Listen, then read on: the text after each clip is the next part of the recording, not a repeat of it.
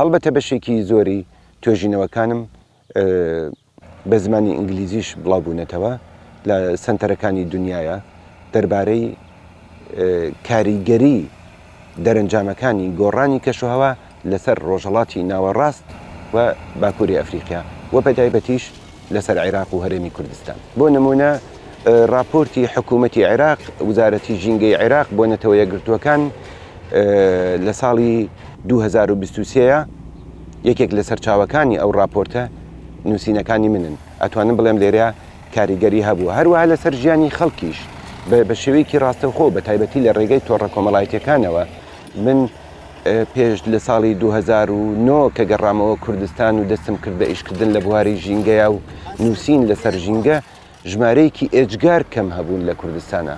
بەڵام دوای ئەوە ژمارەکە زیادی کرد، ڕۆژنامە نووسی تر هاتە مەیدانی ئیشەوە. ئێستا ئەتوانم بڵێم بەڵێ کاریگەریان هەبوو.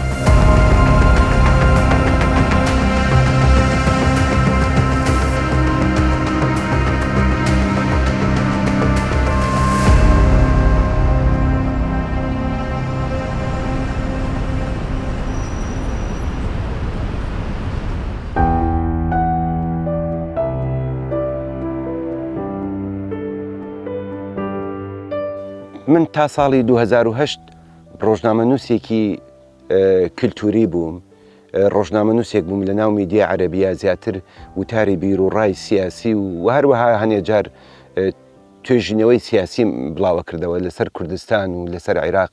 بەڵام کە کاتێک قەیرانی خۆراک دروستە بێ لە 2008 ئەتوانم بڵێم ساڵی 2008 خاڵێکی وەرچەرخانی گەورە بوو لە ژیانی منە لە کاری ڕۆژنامەوانیە. بۆ چونکە دەسم بەردا لە کاری ڕۆژنامەوانی گشتی، لە کاری ڕۆژنامەوانی کللتوری و هەروەها سیاسی هێواشیاش بەرەولای ڕۆژنامەوانی ژینگەی بەڕێکەوتم. ئیتر لێرەوە ئەتوانم بڵێم گشتێکی زانستی دەست پێ ئەکات لەبری ئەوەی تەنها پشت بە یادەوەری مناڵی خۆم ببەستم، پشت بە گوندەکەی خۆم ببەستم، پشت بە هەروەها ڕێژەی بارانبارین لە دنیاە بەستم نەخێر ئەچمە ناو پرسیاری زانستیەوە دەربارەی ئەو گۆڕانکاریە ڕادیکالەی کەوا لە کەشی زەویە ڕوویداوە.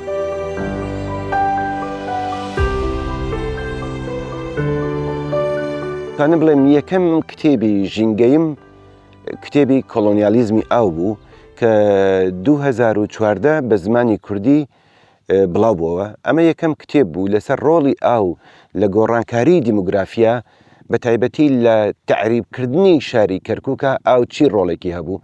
ئەم کتێبش ڕاستە لایەنێکی سیاسی مێژوویی کۆمەڵایەتی هەیە، بەڵام بیرۆکەی سەرەکی کتێبەکە لەسەر ژینگە و لەسەر مەسەلەی ئاو لەسەر مەسەلە ژینگەیەکان بنیاد نراوە. هەڵبەتە دوای ئەوە لە ساڵی 2020 2021 و هەروەها 2024 2025 چەند کتێبێک بڵاو بوونەتەوە. لەوانە 3 کتێبیان بە زمانی عەرەبی، یەکێکیان لەسەر عێراقە و کتێبێکیشیان لەسەر تەندروستی و گۆڕانی کەشوهەوایە. هەڵبەتە ئەو کتێبەی کە ئەتوانم بڵێم بە بەشێکی گرنگ لە ئەزمموی خۆمی دائەنم ئەوش کتێبی لێوارە بە زمانی کوردی بڵاو بۆتەوە. لەم کتێبەیە باس لە دیوە شاراوەکانی گۆڕانی کەشوهەوا ئەەکەم. بۆچی کەشوهەوا ڕوویدا، پەیوەندی چییە بە کۆلۆنیالیزمەوە، پەیوەندی چییە بە سیستەمی داگیرکاریەوە. ئەمە بەگشتی ئەمە ئەو کتێبانە بوون کەوا بە زمانی عەرەبی و کوردی بڵاوم کردنەتەوە.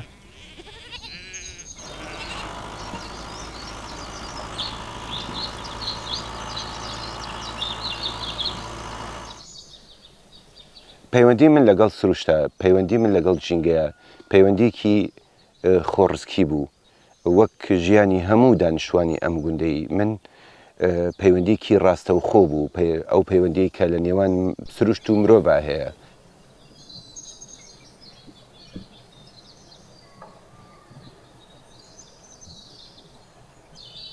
بەڕاستی ئەم دارتۆی کە ئەیبینن تاکەدارە لە دوای ئەنفالەوە مایەوە.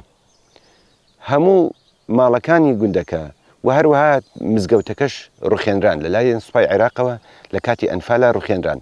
ئەم دارە مایەوە، بەڵام ئەم دارە ڕەمزیتێکی گەورەی هەیە لە ژیانی هەموو دانیشتوانی گوندەکەیە. بۆ چونکە لە ساڵانی پێش ئەنفالە ئەمە وەک خەونێک بەبیرم یە کە مناڵ بووم لە پاڵ ئەم دارەیە لە ناو ئەم مزگەوتەیە کە کاتێ وەرزی بێبارانی ئەبوو خەڵک ئەهاتن قوربانیان پێشکەشە کرد. مەڕ و بزنیان ئەهێنا لەوەیە سەریان ئەبڕین و بڵێن گۆشتەکانیان دابش ئەکرد بەسەر گوندەکەیە و هەر لەوەیە خواردنیان لێ ئەنان. ئیتر ئەمە قوربانیەک بوو لەلایەن خەڵکەوە پێشکەش ئەکران و لە هەمان کاتیشە جۆرێک بوو لە پاڕانەوە بۆ ئەوەی باران هەبێت.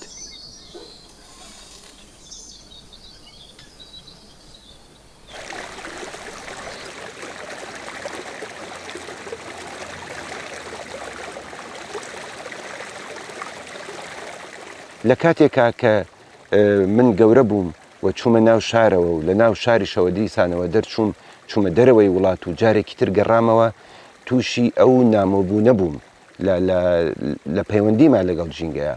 بۆ چونکە تۆ هەوای پاک هەڵنامژی ئەمە لەلایەکەوە.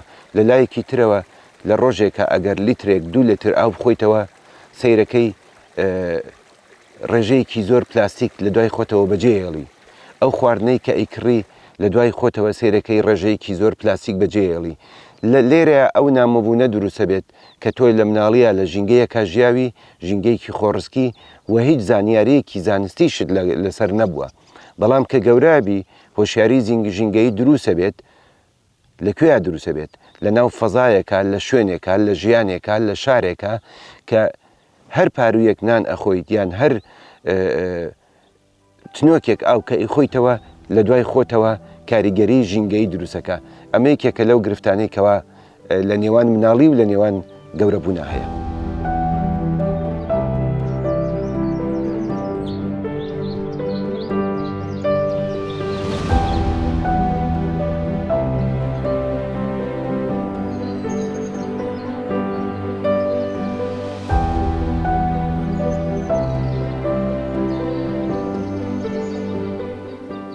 خۆی ڕاستە مرۆڤ داهێنەرە، مرۆڤ بیرکردکاینێکی بیرکەرەوەیە لە ڕێگەی ستۆریەوە مێژوی پێشخست و مێژووی گۆڕیەوە. بەڵام لە هەمان کاتە لە ڕووی ئەو ڕۆڵە گرنگەی کە ئەیبینێت هەمان ئەو ڕۆڵەی هەیە کە جۆرێکی تر لەسەر زەوی هەیەی. بۆیە لێرەوە پێویستمان بە ستۆریە هەر بەگشتی مرۆڤایەتی نەک تەنها لە کوردستان و نەک تەنها لە گوندەکەی منە لە هەموو دنیاە پێویستی بە گۆڕینی ستۆریە، بۆ پێویستی بەداهێنانی جۆرێکی تر لە ستۆریە لە پەیوەندی لەگەڵ سروشتە. من خاوەنی ئەم زەویە نیم، ئەمانە تێکە لە گردنی منایە ئەبێ بەو شێوە باشیەی کە هەیە تەسلیمی ئەوانی تری بکەم.